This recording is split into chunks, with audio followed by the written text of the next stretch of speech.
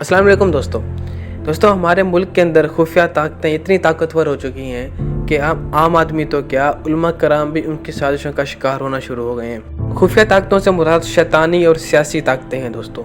उलमा कराम के बारे में एक हदीस बहुत मशहूर है कि उलमा जो होते हैं वो अंबिया के वारिस होते हैं, यानी उलमा का जो काम होता है वो लोगों को आपस में मुत्तहिद करना होता है और इस्लाम की दीन की सही समझ बूझ अदा करना होता है। मुसलमान सबसे ज़्यादा भरोसा करते हैं उलमा कराम के ऊपर, लेकिन इन खुफिया ताकतों ने उलमा कराम को इस्तेमाल करते हुए दीन को मुतनाज़ बनाने की कोशिश की है। और उलमा कराम इस साजिश का शिकार जो हुए हैं वो जानबूझकर नहीं हुए, ये बात याद रखिएगा।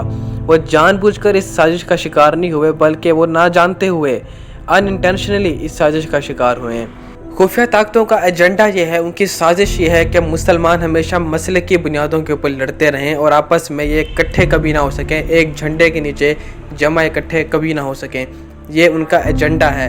इस साजिश के अंदर शैतानी ताकतें और सियासी ताकतें दोनों शामिल हैं दोस्तों। शैतान ने कहा था ना अल्लाह से कि या अल्लाह तूने मुझे जन्नत से तो निकाल दिया है, लेकिन मैं तेरे लोगों के दरमियान तफरका डालूंगा। और आज आप देख लें, आज पूरी उम्मत मुसलमान मसले की बुनियादों के ऊपर तकसीम दर तकसीम हो चुकी है। जो लोग शैतान की पूजा करते हैं वो लोग बेसिकली शैतानी ताकतों का हिस्सा बनते हैं और शैतानी एजेंडे के ऊपर काम करते हैं और मुसलमानों के दरमियान फ़िरका वारियत फैलाते हैं, नफ़रतें फैलाते हैं, ताकि मुसलमानों के दीन में ख़राबी पैदा की जा सके और मुसलमानों को गुमराह किया जा सके।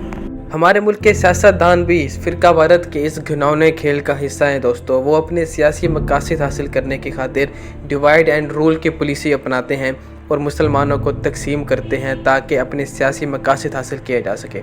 पाकिस्तान में खुफिया ताकतें टीवी चैनल्स और सोशल मीडिया के ज़रिए अपने इस नाजायज़ काम को प्रमोट करती हैं और रमज़ान के आते ही उनका यह काम अरूज पे पहुंच जाता है।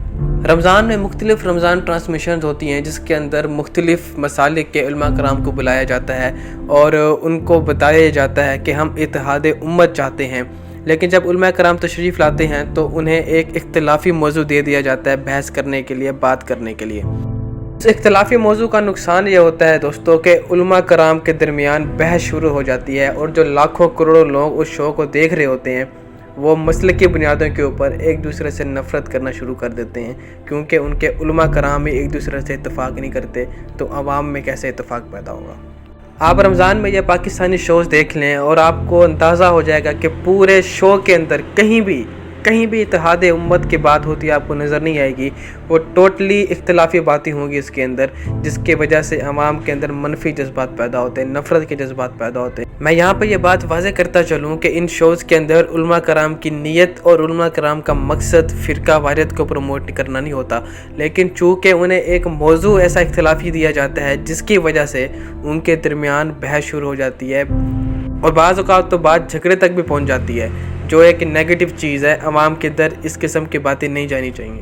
आप अंदाज़ा करें कि ये शैतानी करिंदे और सियासी लुटेरे किस तरह अवाम के अंदर तफरका डालते हैं, उनके अंदर नफ़रतें किस तरह पैदा करते हैं ये जहन्नमी लोग। हुज़ूर पाक सल्लल्लाहु अलैहि वसल्लम ने फरमाया था ना कि मैं देख रहा हूँ कि तुम्हारे घरों के ऊपर बारिश की तरह फितने बरस रहे हैं और तुम्हें मजहबी मामलात में इतना उलझा दिया जाएगा कि तुम सच और बातिल की पहचान नहीं कर सकोगे।